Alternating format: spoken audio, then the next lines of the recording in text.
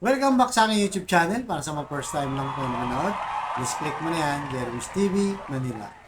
Anyway guys, wala nang bayad o libre lang, tulong mo na lang din sa kapwa mo. Alright, thank you very much po.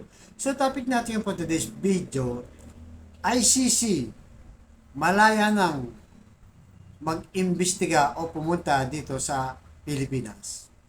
At Vera Files, nilabas ang mga posibleng maaresto. Yan guys, yan ang mainit na balita. So, nailusot na kasi nung isang araw sa Kamara itong pinail na resolusyon ng Makabayan Black, sila Edsel Lagman, Benny Abante, Rods Gutierrez. So, yung sentimiento na nilabas ng Kongreso ngayon, talagang gusto nilang makikooperate na tayo sa ICC, tumulong na tayo para sabihin ng mga international community na tumutupad tayo at nire-respeto natin ang rule of law ng international. Diba? So, ganun din sa Senado, diba? Nagkain na rin itong si Risa Ontiveros ng kanyang resolusyon. Kaya nga, diba, sumamaan loob nga ni Bato, diba? Kinakabahan siya kasi alam niya, sasabit din siya, guys. Kaya ngayon, iniintay na lang. Kasi ano yan guys, parehong nag-file ng resolution at ngayon i-consolidate nila yan. Ngayon, ang tanong, at the end of the day, di ba? Kasi ang sabi ni Amy Marcos, ang sabi ni Inday, ang decision pa rin kay BBM. Di ba? Kahit ang Kongreso o Senado, magkaisa sila, ganun pa rin. Kaya ang sabi ni Aimee, magkakagulo. Sabi nga ni Aimee, di ba? Talagang naninindigan sa itong si Aimee Marcos, di ba? So kahapon guys, sa hearing, umattend nga itong si Solgen Menardo Guevara. So ibig sabihin guys ng Solgen o Solicitor General, ang abogado ng gobyerno. Kasi siya yung magtatanggol dyan at didepensa. Kaya siya mismo nagsabi na pwede na silang pumunta dito, mag-imbestiga sila, malaya sila. Pero hindi makikooperate ang gobyerno. Yan ang sabi ni Menardo Guevara. So sa bagay guys, marami naman dito nga mga organization, human rights organization, di ba? Natutulong. Actually, noon pa yan, tinutulungan nila, hindi lang talaga makakilos dahil nung panahon ni Duterte, talagang lahat yan hinaharang ng gobyerno, at least kahit pa paano ngayon, di ba? Nakakapasok na yung ICC at malayang tumutulong yung mga human rights organization. So, yun ang nangyari. Kasi nga guys, dahil hindi makikipagtulungan ng gobyerno, yun na yung magiging sitwasyon natin. Ang nangyari kasi dyan guys, nag-appeal kasi tayo sa chamber noong panahon ni Duterte. Ang sabi ni Duterte, nung pagkalas natin, hindi natin niya kinikilala. Tapos na jurisdiction natin. Pero nung ginawa nila, nag-file sila ng appeal. So, ibig sabihin, kahit sinasabi yung hindi kinikilala, pero nag-appeal sila. Ibig sabihin, kahit pa paano, nakita na nga ICC yun na kinikilala pa rin sila. Kahit sa mga statement nilalabas nila ni Duterte, hindi na. Kasi nag-appeal kayo, di ba?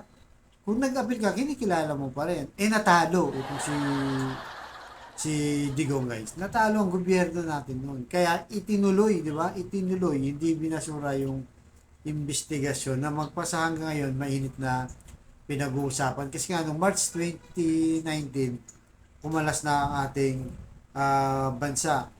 So mula noon, talagang pahirapan na yung investigasyon.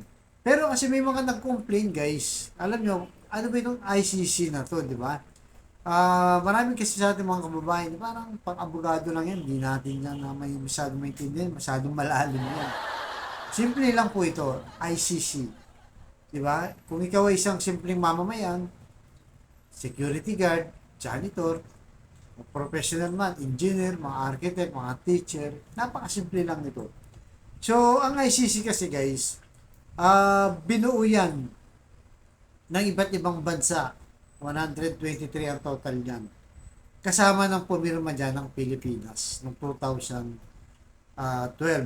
So ito kasing ICC guys, Kaya ito nabuo dahil sa mga leader na mga abusado, marahas, di ba? Mga pinapatay yung mga mamamayan nila dahil siyempre powerful sila lalo na kung sila yung presidente ng bansa. Kumaga kontrolado lahat ng gobyerno. So yun na nga guys nung 2012. Pero itong ICC na to guys, kinikilala ito ng UN. Pero kinikilala ito ng UN pero ang ICC guys, independent yan. Iba sila. Pero inadapt yun ng United Nations. So yun na nga guys, dahil nga sa mga ganong leader, nabuo ito ng ang ICC na to. At kahit nabuo naman ito, kinikilala pa rin ng local justice system natin. Kagaya dito sa Pilipinas guys, hindi naman ibig sabihin yun. Eh, di ba kagaya sinasabi ni Idol Robin, sasakupin tayo niyan, mga banyaga, utos-utusan tayo. Hindi totoo yan guys. Iba sila, iba tayo. So kumbaga guys, ang ICC na yun, dun sa mga taong sa loob na mismo ng isang bansa o mamamayan na hindi nakakakuha ng justice sa kanila mismong gobyerno. So kasama na yung Pilipinas dyan nung panahon ng war on drugs. So sa war on drugs, ano ba yung mga batayan dyan? Meron sila guys 4 na batayan para ikaw ay imbestigahan o kasuhan ng ICC. So number 1, war crimes. So ano ba itong war crimes? So, ang war crimes, guys, ito yung mga sumusuko na, di ba? Yung tao.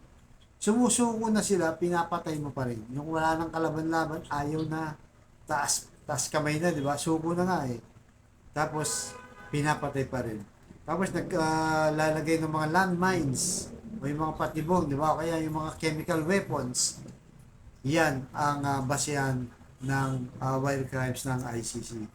At ano pa ba? Yung genocide. Ano ba itong genocide? Yung genocide, guys, parang panahon na Hitler, di ba? Naala kung hindi na natin naabutan yun, guys, sa panahon natin. Pero makita mo sa story, sa TV, may mga YouTube pa yan. Makita mo na nung panahon ni Hitler, gusto niya patayin niya lahat ng Hudyo, guys. Yung mga lahi ng Panginoong Yesus. Halos ang namatay doon, kung hindi ako nagkakamali, doon sa narinig ko, napanood kong story. Almost 2 million, guys. Talagang pinatay lahat ng Hudyo. Akala siguro ni Hitler, maubos niya yung Hudyo, guys. Kaya yun ang ginawa na. Tapos, lahat ng patayan, guys, halimbawa, yung, dito sa Pilipinas, halimbawa, yung mga Bisaya, papatayin mo lahat yan. Mga Ilocano, papatayin mo lahat yan. Ganun ang genocide. Parang pinapatay mo yung particularly na lahi na tao. Di ba? So, ano yung susunod? Crime against humanity. Ito yung sa atin, guys. Dito iimbestigahan, kakasuhan itong si Duterte at kung sino pa mga masangkot yan. Crimes against humanity, war on drugs. Yan. So, yun yung mga malawakang pagpatay ng war on drugs. Sabi ng PNP, 6,000 daw. Pero sabi ng Human Rights Organization, nasa 30,000. So, lahat ba yan nanlaban? Yan lang ba ang dahilan nilang lahat nanlaban? So, dito papasok ang ating bansa. War, crimes against humanity. Ano pa? Last. Crime against crime of aggression, guys. Ano ba yung crime of aggression? Ito yung ano ni Putin, guys. Ito yung kaso ni Putin na ngayon ay may warrant of arrest na. Imagine, di ba, napakalaking bansa, napakayaman ng Russia. Pero meron siyang warrant of arrest sa ICC. So, ibig sabihin nito, kagaya ginawa niya sa Ukraine, di ba? Ginawa niya sa Ukraine, sinakop niya yung Ukraine, tapos nagpapaulan ng bomba, pinapatay ang mga tao. So, bukod pa dyan, yung mga batang taga-Ukraine, kinuha, dinala dun sa Russia, para kung magalasunin yung isip, tapos gagawin na magiging ano sa Ukraine, sasabihin na masama ang Ukraine. So imagine mo kung isa sa mga anak mo taga Ukraine, kaya kinuha yung anak mo tapos dadalhin doon sa Russia at kung ano-anong sasabihin sa kanila para lang ma-brainwash sila. Para ganun yan, guys. So, yun guys. Ang tanong dito, may mga nakulong na ba dito, di ba? May nakulong na ba? Meron na sa Sudan, guys, yung pinuno nila, nakulong na ng ICC. At meron din silang sariling kulungan sa The Hague, sa Netherlands. Medyo maganda ang kulungan din guys. Nandyan. At may mga, ano na rin guys, may mga kaso na rin na hanggang ngayon ay hinahabol din ng mga gobyerno. So, sa atin kasi guys, hindi lang yung war crimes against humanity, kasama rin yung DDS guys. Hindi yung Dayad Duterte supporter, hindi. Davao Death Squad. Di ba kaya nga dyan nasangot sila yung Dilima eh. Dahil siya yung nag-iimbestiga nung panahon na yun. Kaya nga talagang itong si Dilima, talagang nakulong yan. Dahil iniimbestigahan niya yung DDS guys. Di ba? Nadala pa nga niya sila Motabato, yung mga witness niya sa Senado, di ba? Hindi lang natuloy dahil nakulong na nga siya. So, malaking tulong niya si Dilima guys kasi alam niya yung kasong ganyan. Kaya nga, tingin natin, isa sa tutulong, although sinabi na rin naman niya na tutulungan niya yung mga biktima ng EGK. At sa Vera Files guys, ito yung mga listahan na posibleng damputin. Ay, hindi pala damputin guys. Arestuin lang. Aarestuin ng ICC. Ito yung mga taong posibleng aarestuin. Alright? Tingnan. So ito guys yung mga listahan ng mga taong posibleng maaresto ng ICC o iimbestigahan.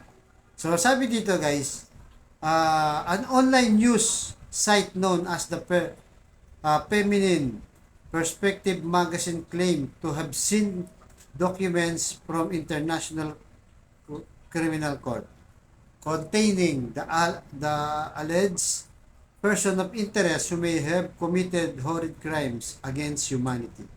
Among the name listed were former President Duterte, government official and active police officers. So, Vera Files have also written an article where they claim to have received a copy of document that mention the names of Vice President Sara Duterte, Bongo, Bato de la Rosa as people involved in the killing related war on drugs. So yan guys, ito yung yung mga mukha niya. So nangunguna si President Duterte, pangalawa si BBM sorry. Si Duterte, si BP Sara, si Bongo, si Bato. Itong si Pantaleon Alvarez guys, dati itong former speaker, nakalagay naman dyan. Itong iba hindi kilala, itong Ismael Bueno, DILG Secretary. Ito si Vitaliano Aguirre guys, former DOJ Secretary. Edilberto Leonard, former Police Superintendent. Royina Garma, Police Superintendent. Dante Giran, former Director, NBI Director. At si Jose Calida, former Solicitor General. At yung si Sunny Benaventura, Senior Police Officer. So, ayan guys. 12 pala yung pangalan nilabas ng Vera Files. So, dito magkakaalaman guys, pagka talaga itong kaso na to umusad na lalo, nagpunta na dito yung ICC.